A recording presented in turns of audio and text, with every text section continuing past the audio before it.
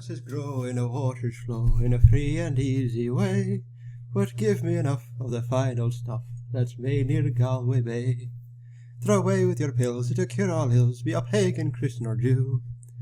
Get something bowl or drink a bowl or a bucket full of Mountain Dew. Oh shit. Yo everybody, welcome to another episode of Lazy Heroes. Here's the way it works, laddie. Today we're reviewing Tekken Tag Tournament 2. Yeah. Tekken Tag Tournament 2 was released September 11th, 2012. The roster consists of 55 Tekken characters, some new and some old. Some of the old ones you might recognize if you've ever played the old Tekken games. And, some new ones like Bob, it brings a fresh feel to the Tekken world. He's also an awesome player that I love, actually. We also get a lot of access to some characters that were previously bosses, such as Ogre, True Ogre, or some that only were in the storyline but never actually made it into gameplay, like Dr. Boskanovich was one of them. Tekken, as in most of the Tekken games, is mostly straightforward. As you play the arcade mode, it tells you a little bit about each player's, past or present. Overall storyline. Yeah, overall storyline. Until you meet your rival in the middle of the tournament. Then you hopefully beat the boss. And then you see the ending of what happened in the beginning.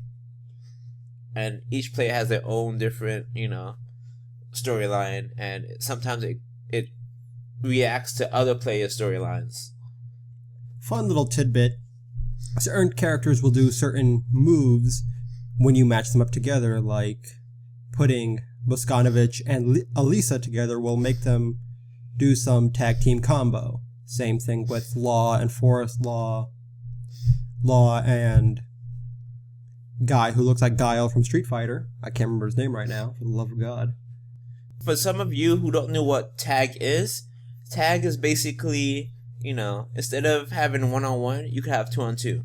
And you switch in and out, like you'll see in wrestling, WWE or WWF, whichever one you remember from your past or present.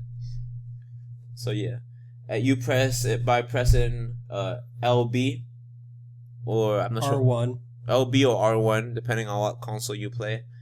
And you tap it, they switch in and out. You try not to let one player die, or your opponent wins that match.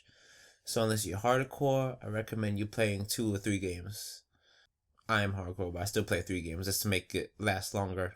The health regenerates a little bit when they're not in battle, so that helps out. You have your juggles, you have your combos, you have all the good shit you love in Tekken. And, it's fucking Tekken. If you don't know what this game is, smack yourself right now. Just So yeah, you have versus, you have arcade, you have one-on-one, you have online play. It's a fighting game. Like really, it's like every other fight. Not like every other fighting. It is fucking Tekken. Tekken is a classic. That's all I could say. There's nothing much to say about Tekken if you don't know what Tekken is. It's damn.